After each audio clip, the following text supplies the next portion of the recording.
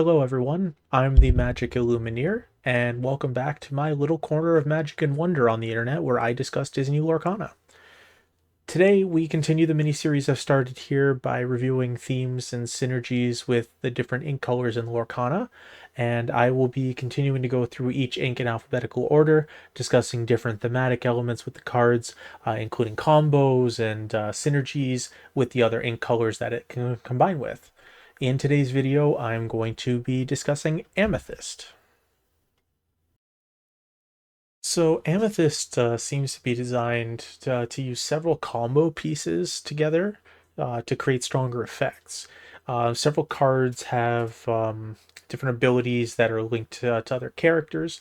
For example, there's like synergies with Anna, Heir to Arendelle, and a lot of the Elsa cards, where Anna reads, when you play this character, if you have a character named Elsa in play, choose an opposing character, and the chosen character doesn't ready at the start of their next turn.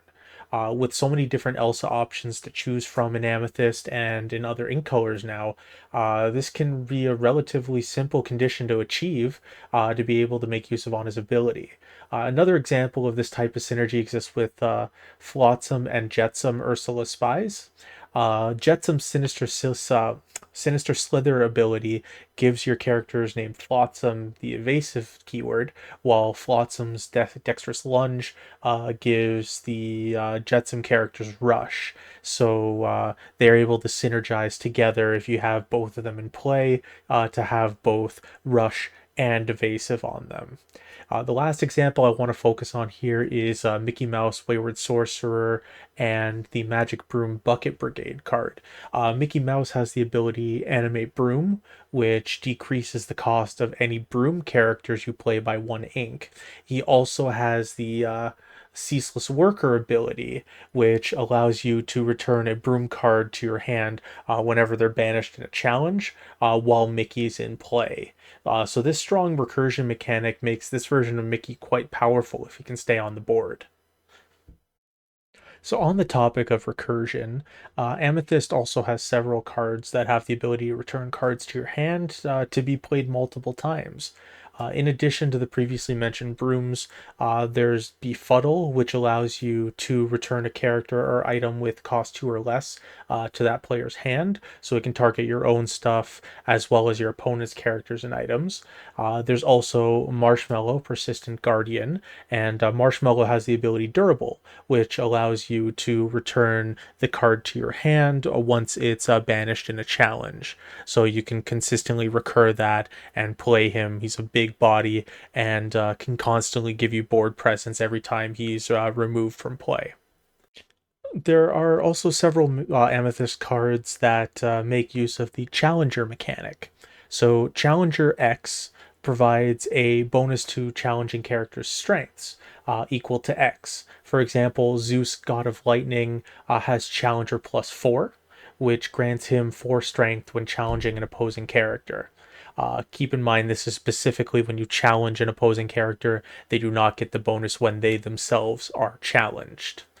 Several of these cards have low strength to begin with, and they are designed to be used offensively against your opponent's exerted characters. You also have cards like Tinkerbell, Peter Pan's Ally, which grants your character's name Peter Pan, Challenger +1.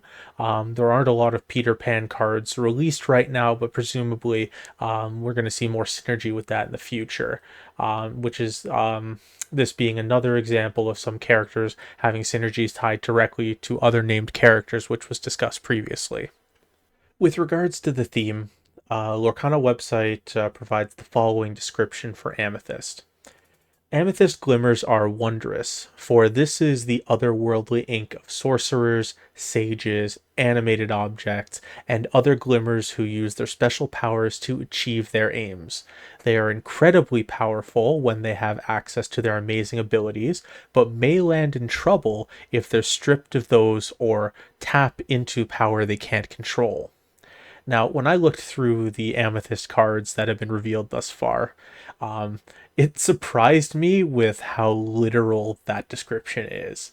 almost every Amethyst Glimmer has the Sorcerer tag, and those that aren't are mostly animated objects like Magic Broom Bucket Brigade. In terms of keeping to a theme, Amethyst knocks it out of the park with this one. So I didn't do this in my previous video, but I do want to start giving shout outs to the fantastic artists and their beautiful artwork as well. Amethyst has a lot of villains in particular, and those dark colors seen in their artwork really emphasize their nature, I think. This is not necessarily exclusive to the villains, though, however, as some of the hero cards do really look phenomenal as well. All of the Elsa cards turned out beautifully, with my personal favorite art among them being Elsa Spirit of Winter by artist Matthew Robert Davies. The darker purple with the brighter whites and blues contrasting and yet blending together so well really makes the art pop. And I'm excited to see a foil version of it. I really am. I'm hoping to get my hands on one early on so I can put that in my collection binder. I'm really excited for it. So I would like to reiterate again, like I mentioned in my previous video, that my intention here with discussing the various combinations and synergies with other ink colors is not a focus on the strongest combos necessarily, but instead on fun interactions and choices you can make while finding your favorite color combinations. So I'm going to go through all of the different colors here and try to give some suggestions for cool different things that you can do with each of the different color combos, starting with amber here. So I touched on the amber amethyst combination in my last video. Focusing on a more amethyst focused strategy here, I'd like to point out some of the more interesting combinations I found, especially with a lot of the more recent release cards. Um, Bodyguard cards like Simba, Protective Cub, Maximus, Palace Horse, and Goofy Musketeer are all characters that can be used to protect your cards that are regularly being exerted through challenges or questing. An example would be your challenger cards if you're making use of those. So these would also be good ways to protect them. Other cards that can be used to protect your exerted characters include Hakuna Matata, Rapunzel, gifted with healing, is also another choice there. Rapunzel's Gleam and Glow ability in particular, I'm a big fan of. It allows you to remove up to 3 damage from a chosen character when you play her, and you get to draw a card for each 1 damage removed that way. So that can be really powerful if you hit it on a big body that's taken some damage. You can draw up 3 cards by getting the maximum heal. Realistically, if you're going to be getting draw off it, you're more likely to get 1, maybe 2, but in the right circumstances, that could be a huge tempo swing. And then Hakuna Matata allows you to remove up to 3 damage from each of your characters in play, but you don't get the card draw ability from it. That being said, it is a song. You can essentially cast it for free if you sing with a character, so there are benefits to including that. That healing could go a long way in a deck that is designed to be challenging a lot. So we could see some interesting combinations there. So Emerald has significant amounts of disruptive cards in its library now.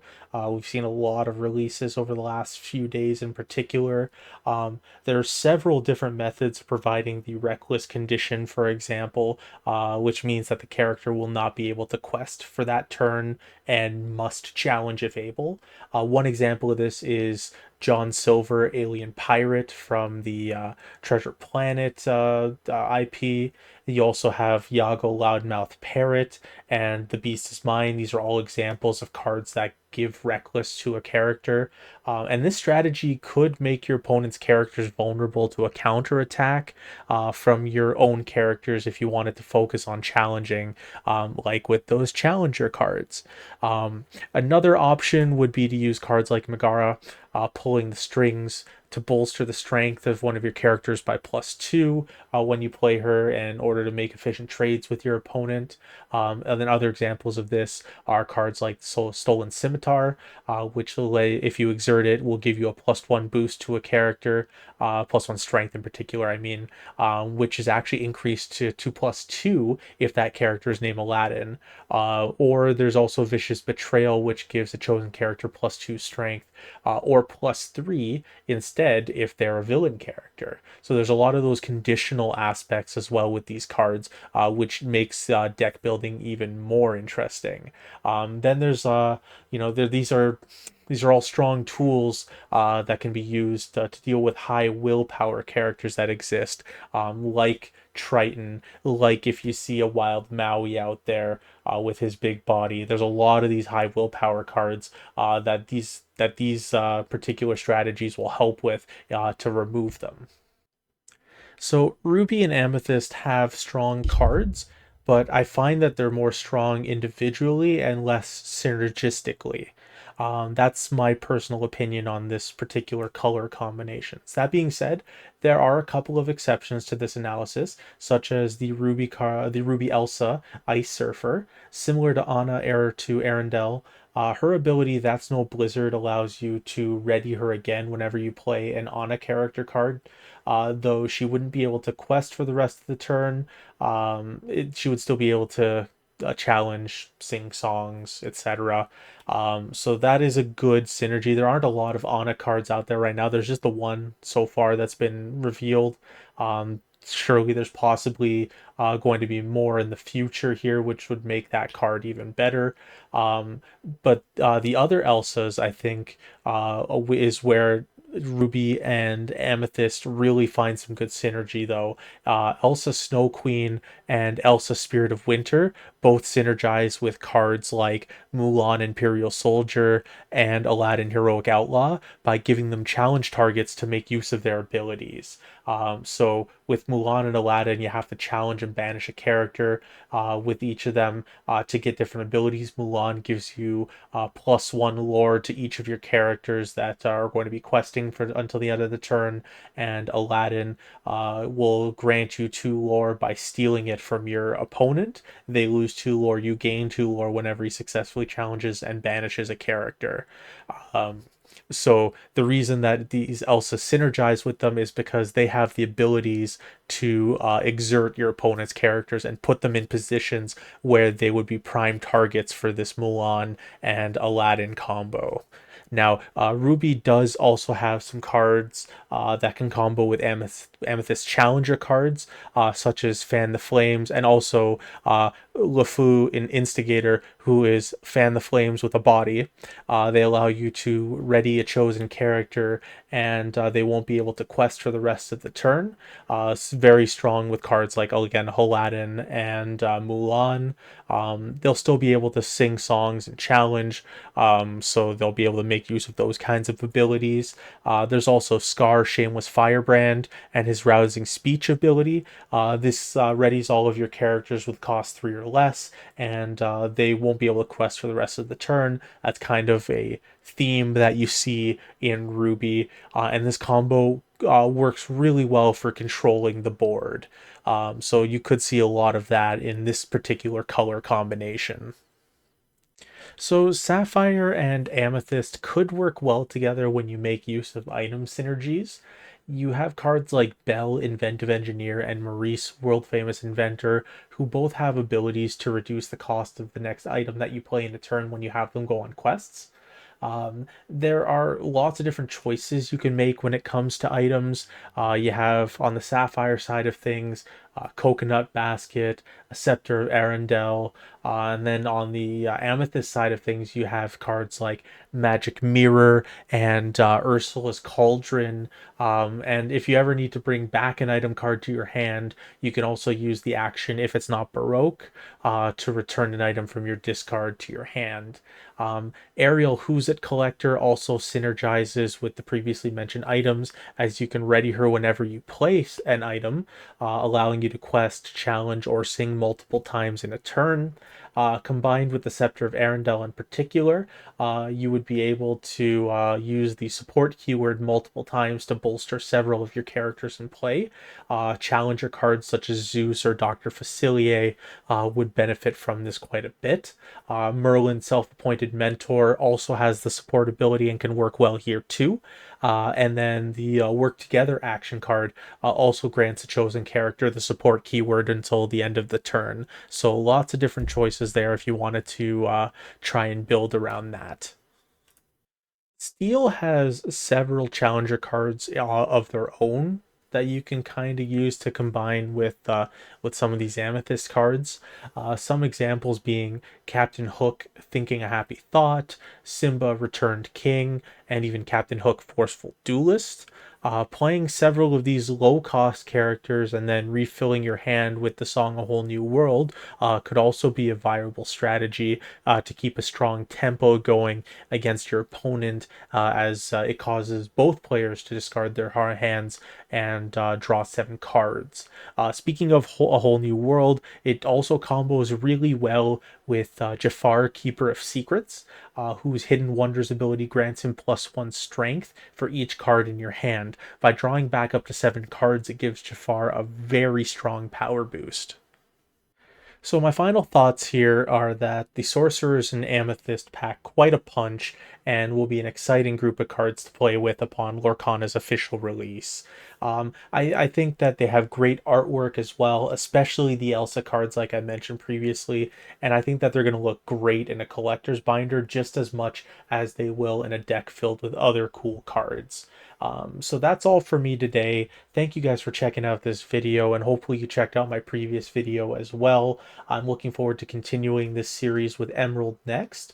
Hope you guys have a great rest of your day, and I'll see you next time.